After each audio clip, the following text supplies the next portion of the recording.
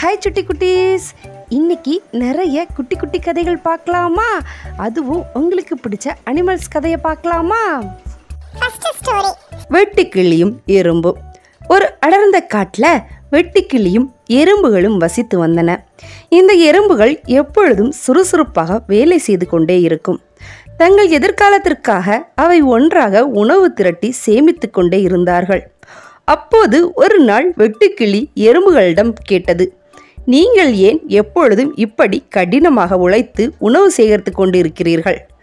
அதற்கு அந்த எறும்புகள் ஒன்று கூறியது, இப்போது கஷ்டப்பட்டு உணவு சேகரித்தால் குளிர்காலம் வரும்போது பட்டினி கிடக்காமல் உணவை சாப்பிட முடியும் என்றது. அதற்கு அந்த வெட்டுக்கிளி சிரித்து கொண்டே சொன்னது, என்னை பாருங்கள், நான் எவ்வளோ சந்தோஷமாக ஆடி பாடிக்கொண்டே திரிகிறேன். எதிர்காலத்தை நினைத்து எப்பொழுதும் வருத்தப்படக்கூடாது, நிகழ்காலத்தை சந்தோஷமாக வாழ வேண்டும் என்று சொன்னது. நான் இன்றைக்கு உணவு சாப்பிட்டு விட்டேன், இனி நான் சந்தோஷமாக ஆடிப்பாடி திரிய போகிறேன் என்று சிரித்து கொண்டே சென்றது. சிறிது நாட்கள் கடந்து சென்றது. குளிர்காலமும் வந்தது.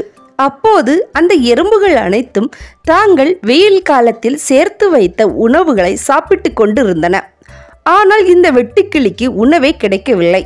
இந்த வெட்டுக்கிளி உணவு தேடி அங்கேயும் இங்கேயும் பசியால் அலைந்தது. ஆனால் எங்கேயும் உணவு கிடைக்கவில்லை. கடைசியாக வெட்டுக்கிளி அந்த எறும்புகள் கூட்டத்தை தேடி வந்தது. அந்த எறும்புகளிடம் கேட்டது, எனக்கு மிகவும் பசியாக உள்ளது, எனக்கு சாப்பிட உணவும் தங்க இடமும் வேண்டும் என்று கேட்டது. அப்போது அந்த எறும்பு சொன்னது, நீ தான் வருங்காலத்தை நினைத்து எப்பொழுதும் வருத்தப்பட மாட்டாயே என்று கூறினாயே, இப்போது தெரிகிறதா, வெயில் காலத்தில் நீ சாப்பிட உணவும் தங்க இடமும் சேகரித்து வைத்திருந்தால் இப்படி கஷ்டப்பட வேண்டுமா என்று கேட்டது. அப்போதுதான் வெட்டுக்கிளி தான் செய்கிற தவற்றை புரிந்து கொண்டது. பின்பு அந்த எறும்பு அந்த வெட்டுக்கிளிக்கு சாப்பிட உணவும் தங்க இடமும் அளித்தது.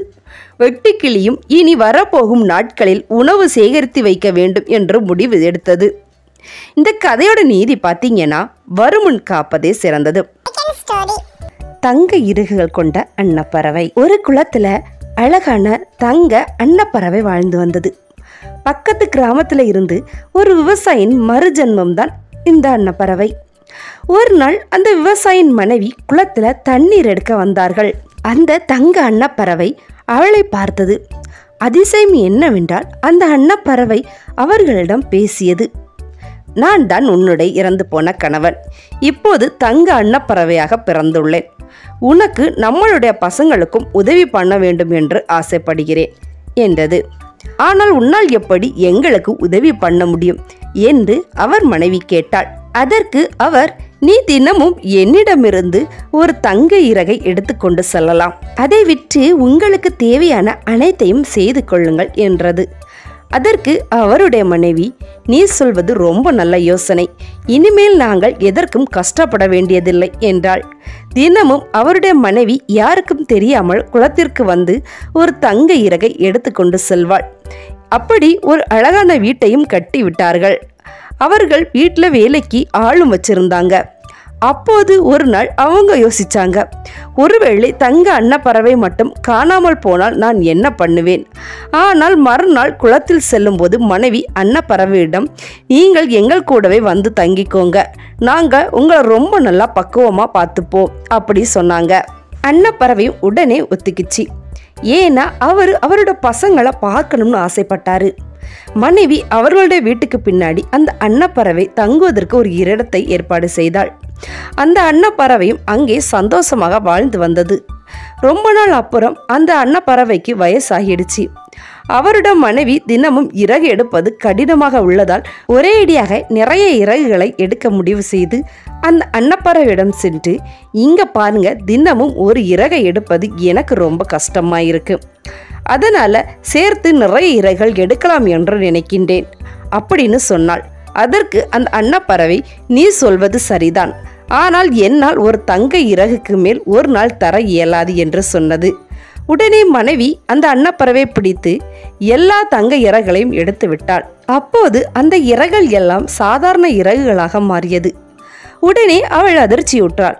அப்போது அந்த அன்னப்பறவை சொன்னது, என் பேச்சை நீ மீறி விட்டாய், என்னால் ஒரு நாள் ஒரு தங்க இறகை மட்டுமே தர முடியும், அதற்கு மேல் தங்க இறகை என்னால் தர இயலாது என்று சொன்னது. உடனே அவள் கோபத்தில் அந்த அன்னப்பறவையை பிடித்து வெளியே எறிந்து விட்டாள். அந்த அன்னப்பறவையும் சோகத்தில் மீண்டும் குளத்திற்கு புறப்பட்டு சென்றது. அவர் மனைவி மீண்டும் எல்லா பணத்தையும் செலவழித்து ஏழையாக மாறிவிட்டாள். அவளுக்கு இப்போ உதவி செய்ய எந்த அன்னப்பறவையும் இல்லை, யாரும் இல்லை. இந்த கதையோட நீதி பார்த்தீங்கன்னா, அதிர்ஷ்டம் நம் தலையெழுத்தை மாற்றும் போது அதை நாமே அழிக்கக்கூடாது. புத்திசாலி சிங்கம். ஒரு காட்டுல தந்திர குணம் உள்ள நரி ஒன்று இருந்தது. அந்த நரி எப்போதும் தன் புத்திசாலித்தனத்தால் கண்ணிமைக்கும் நொடியில் மற்ற விலங்குகளை பிடித்து தனக்கு தானே விருந்து வைத்து கொண்டிருந்தது. ஒரு நாள் நரி காட்டின் ராஜாவாய சிங்கத்திடம் சென்றது. சிங்கத்தின் அருகில் சென்று, ஓ ராஜாவே, என் வாழ்க்கையில் உள்ள மீதி நாட்களை எல்லாம் உங்களுடன் சேவை செய்து வாழ நினைக்கின்றேன். நீங்கள் வேட்டையாட வேண்டிய மிருகங்களை நானே காட்டித் தருவேன் அப்படின்னு அந்த நரி சிங்கத்தை பார்த்து சொன்னது. புத்திசாலியான சிங்கத்திற்கு நரியின் தந்திரம் புரிந்தது. வேலை ஒன்று செய்யாமல் தான் பிடிக்கும் இரையின் மீதியை உண்டு வாழலாம் என்று நரி நினைப்பது சிங்கத்திற்கு புரிந்தது. குள்ள நரிக்கு ஒரு பாடம் கற்பிக்க வேண்டும் என்று நினைத்த சிங்கம் நரியின் இஷ்டத்திற்கு சம்மதித்தது. அவர்கள் இருவரும் வேட்டையாட காற்றுக்கு சென்றனர். நரி காட்டிக் கொடுத்த மானை சிங்கம் அடித்து வீழ்த்தியது. சிங்கம் உணவை பங்கு வைக்கையில் 3 பங்காய் பிரித்தது. அதனை கண்ட நரி ஆச்சரியப்பட்டது. உடனே, ஓ ராஜாவே, ஏன் நீங்கள் உணவை 3 பங்காக பிரித்துள்ளீர் என்று கேட்டது. அதற்கு சிங்கம் சிரித்து கொண்டே பதில் சொன்னது, நான் காட்டின் ராஜாவானதால் முதல் பங்கு என்னுடையது. இந்த இரையை பிடித்தது நான் தான், அதனால் 2வது பங்கு என்னுடையது. உடனே நரி 3வது பங்கு கிடைக்கும் என்று நினைத்தது. ஆனால் சிங்கம் சொன்னது, நீ காட்டின் பிரஜை, அதனால் நீ இந்த காட்டின் ராஜாவான எனக்கு வரி செலுத்த வேண்டும். எனவே அதற்கு இந்த 3வது பங்கு என்னுடையதாக இருக்கும் என்று சொன்னது. இதனை கேட்ட நரி மிகவும் மனம் உடைந்து போனது. சிங்கம் தனக்கு ஒரு பாடம் கற்பித்து விட்டது என்று நரிக்கு புரிந்தது. எனவே தன்னுடைய உணவை தானே தேட வேண்டும் என்று முடிவெடுத்தது. இந்த கதையோட நீதி பார்த்தீங்கன்னா, ஏமாற்றுபவன் அதன் பலனை அனுபவிப்பான். அறிவாளி நரியும் ஏமாளி சிங்கமும். ஒரு அடர்ந்த காடு இருந்தது. அங்க மிருகங்களுக்கு ராஜாவான சிங்கம் வாழ்ந்து வந்தது. அங்க இருந்த மற்ற மிருகங்கள் சிங்கத்திற்கு பயந்து வாழ்ந்து வந்தன. சிங்கம் வெளியில் நடமாடும் பொழுது நரிகள் வெளியே வருவதை தவிர்த்தன. சிங்கம் இல்லாத சமயங்கள்ல தங்களுக்கு தேவையான இரையை தேடி வைத்து கொண்டனர். அதனால சிங்கத்திற்கு இரை எளிதில் கிடைக்கவில்லை. இரையை தேடி சுத்தி திரிந்தது. நீண்ட நேரமாக தனக்கான இரையை தேடிக்கிட்டு இருந்தது. இரை கிடைக்கவே இல்லை. களைப்பாக நடந்து கொண்டிருக்கும் போது ஒரு குகையை கண்டது. உள்ளே சென்று பார்க்கும்போது யாரும் இல்லை. நிச்சயமாக இங்கே யாரோ வசித்து வருகிறார்கள். அவர்கள் வரும் வரை இங்கே இருந்தால் நிச்சயமாக பெரிய விருந்து இன்றைக்கு உண்டு அப்படின்னு நினைச்சு சிங்கம் தனக்கு தானே பேசிக்கொண்டது. குகையின் ராஜா போல அமர்ந்து இருந்தது. மாலை நேரமானதும் அந்த குகையில வசித்து வந்த குள்ள நரி திரும்ப வந்து பார்க்கும்போது வெளியே சிங்கத்தின் கால் தடம் இருப்பதை பார்த்து அதிர்ச்சி அடைந்தது. அது சந்தேகத்தின் பேரிலே யோசித்தது. உண்மையில் சிங்கம் வந்து சென்று விட்டதா, இல்லை உள்ளே காத்து கொண்டிருக்கிறதா? இப்போது நான் உள்ளே சென்றால் தனக்குத்தானே அபாயத்தை ஏற்படுத்தியதாக இருக்கும் என்று எண்ணியது குள்ளநரி. ஆனால் குகைக்குள் சிங்கம் இருக்கிறதா என்பதை கண்டுபிடிக்க புத்திசாலித்தனமாக ஒரு திட்டம் போட்டது. ஓ குகையே என்று பெரிய சத்தத்தில் நரி கத்தியது. இதை கேட்டு உள்ளே இருந்த சிங்கத்திற்கு ஒரே சந்தோஷம். அப்படியே சத்தமிடாமல் பதுங்கி இருந்தது. மீண்டும் குள்ளநரி, ஓ குகையே, நீ ஏன் இன்று மௌனமாக இருக்கிறாய் என்று கேட்டது. சிங்கம் குழப்பமடைந்தது. நரி குகையிடம் பேசுவது சிங்கத்திற்கு ஆச்சரியமாக இருந்தது. ஓ குகையே, உனக்கு என்ன ஆயிற்று? எல்லா நாளும் நான் திரும்பி வந்த உடனே எனக்கு வணக்கம் சொல்வாயே, இன்று ஏன் பேசாமல் இருக்கிறாய்? என் மேல் ஏதாவது கோபமா? நான் திரும்ப செல்கிறேன் என்று சொன்னது.